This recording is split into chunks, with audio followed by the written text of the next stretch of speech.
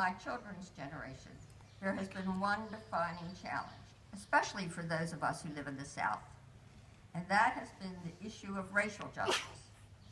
The recent events from Ferguson, Missouri to Baltimore, Maryland tell us that we still have far to go in order to fully meet this challenge. But it has fallen to my generation to push this country forward towards equality. And since the struggle for racial justice has defined my own conscience and my own work, that is what I feel compelled to talk to you about today. I want to tell you 3 different stories about that work and how a small group of brave, committed people can make a difference in this world. One of these stories comes from my own experience. One is the story of someone even younger than I think everybody in this dell. And one is a story that hits very close to home, right here at Randolph College. Let me tell you my own story first. I graduated from college and moved to Lynchburg in 1949, 65 years ago, a time when school integration and the civil rights movement were not even on the horizon. Soon after I moved to Lynchburg, my neighbor asked me to be the leader of her daughter's Girl Scout troop. I was the leader of that troop for 10 years and remained active and involved with the Scouts for many years, eventually becoming the chair of the Girl Scout Board of Directors. It was just at the time that the Girl Scout Council purchased land nearby for a camp. All of us were excited about the new opportunities camp would provide for the Scouts. When the time came to register for the first summer session, we received applications from many white families and, to our surprise, a few black families. This was in the 1950s, at a time when our society was still totally segregated. Those of us on the board of the Girl Scouts made a conscious decision to open the camp to all girls. Today that sounds like an easy decision, but in 1954 it caused an uproar. Some white parents withdrew their children, several members of the board resigned in protest, but the remaining board members stuck to the decision that we knew was right and fair. And so began one of the first integrated children's programs in the city. This was just a small step towards social justice, but it is often in these small instances, when a few people band together to take a stand, that change begins to happen. My second story is one that took place in another small Virginia town not far from here. It made a huge impact on the lives of many Virginians and our entire nation. And it was brought about by a courageous 16-year-old high school student and her friends. In 1945, schools in Virginia were completely segregated. Black students went to school with all black students, and white students went to school with all white students. That was the law. The law also said that the schools must be separate, but also equal.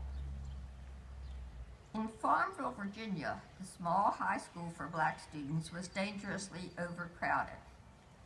The city council decided to solve this problem by erecting tar paper shacks for classrooms for the additional students.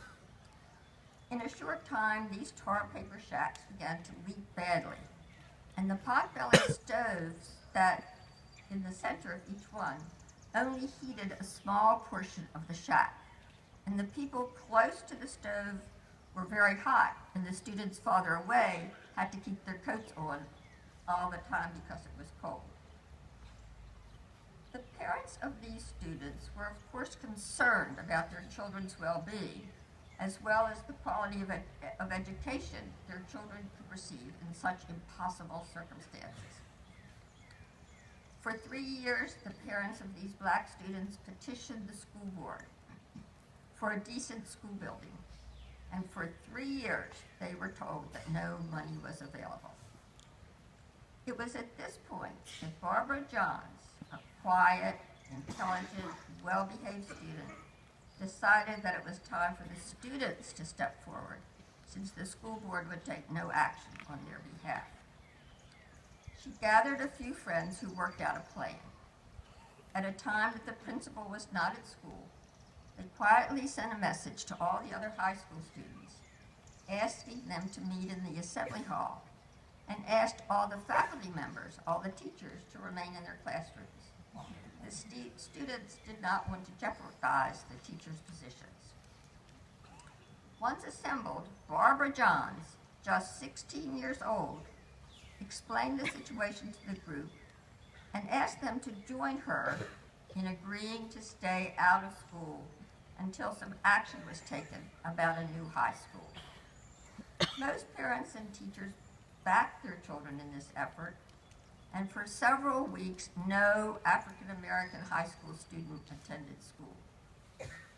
Barbara and her friends knew that they would have to remain committed if they ever hoped to get the attention of the school board.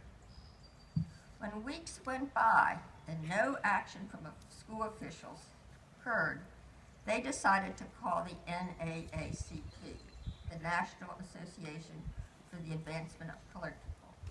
And from that point on, the focus of their struggle moved beyond just getting a decent school building and towards full school integration and equality. Barbara Johns and her friends now did not just want to go to equal schools, they wanted the right to go to the same schools as white children. Eventually, they took their fight all the way to the U.S. Supreme Court, where it became part of Brown versus Board of Education. Thanks to Barbara Johns and her friends and other brave young people like them around the country, the court ruled in 1954 that the schools in Prince Edward County, Virginia, and across the nation must be integrated. I have one more story to tell you about a brave group of young people who made a difference in the struggle for racial justice. This story is one of the proudest chapters in the history of your own Randolph College and its students. It is a story of people just like you. I'm sure you know about the 4 African-American students who sat in at the Woolworth lunch counter in Greensboro, North Carolina, on February the 1st, 1960. These students, as you know, ignited a movement to integrate public accommodations across the South. But did you know that 2 very courageous Randolph students did the same thing right here in Lynchburg? Remember these names: Mary Edith Bentley and Rebecca Owen. On December 14, 1960, just after the Greensboro sit-ins, these 2 Randolph students joined 2 students from Lynchburg College and 2 black students from Virginia Seminary College to sit down at the lunch counter of Patterson Drugstore in downtown Lynchburg and simply ask to buy a sandwich. Mr. Patterson refused to serve African Americans at his lunch counter.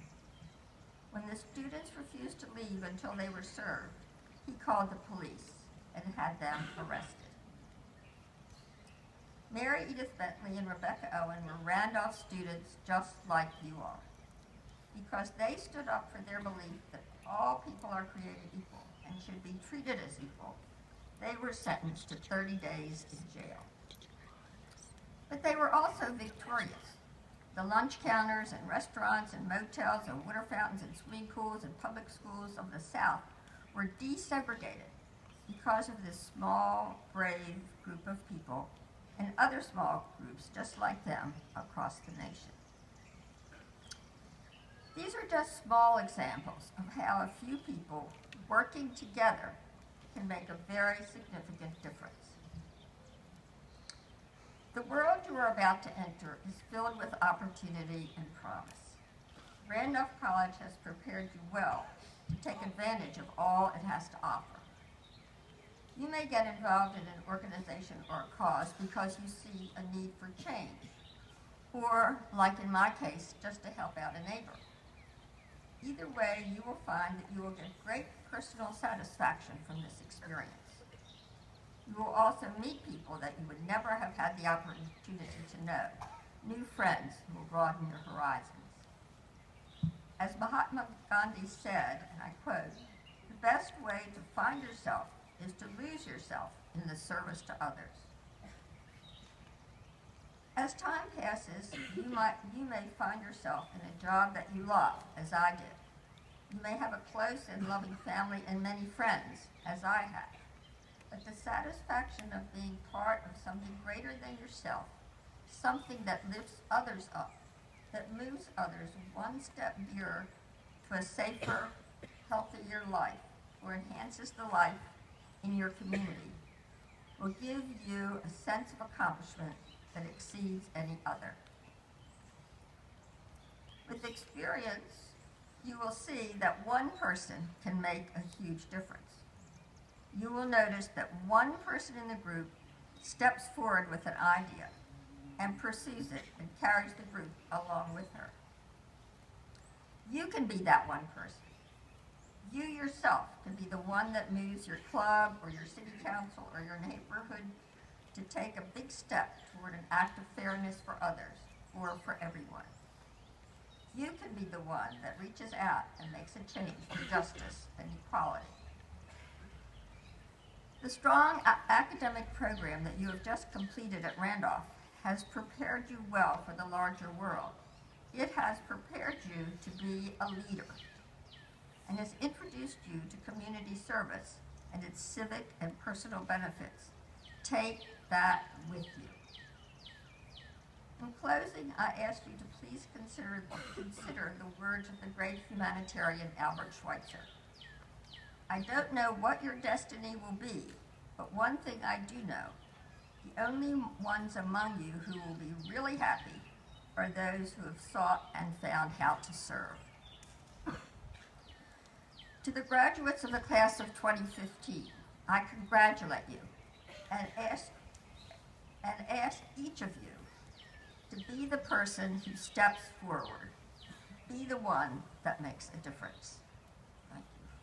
Thank you.